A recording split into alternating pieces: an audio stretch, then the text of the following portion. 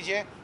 और इसके साथ साथ इस वक्त मुल्क के अंदर जितने भी गैर कानूनी फ़ैसले लिए जा रहे हैं, जितने भी गैर कानूनी इकदाम उठाए जा रहे हैं, जिससे आपके मुल्क और मेरे सियासी जमातों को इंसाफ दीजिए। अच्छा खुरम भाई, ये बता दें, फैसलों में किया तो खान साहब के भी फैसले अजीब व गरीब हैं, लगता है कंफ्यूज फैसले हैं।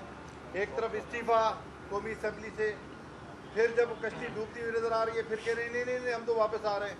तो ये किस तरह का रवैया? उसके अलावा केपी में अपना कश्मीर में और गिलगित बल्तिस्तान में भी आपकी हुकूमत है, सिंध असम्बली में आप लोग बैठे हुए हैं, ये तीनों जगह से कब इस्तीफा? इमरान खान अपनी ज़ात के लिए सियासत नहीं करता है।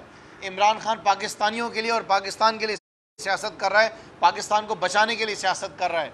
इमरान खान इस वक्त पाकिस्तान के वाहिद लीडर है जो कि करोड़ों पाकिस्तानियों की एक आखिरी। मज़ीद ख़बरन ऐं तफ़सीलात लाइ विज़िट कयो असांजी वेबसाइट www.awamiNewsHD.com ऐं ॾिसंदा रहो अवामी न्यूज़ HD।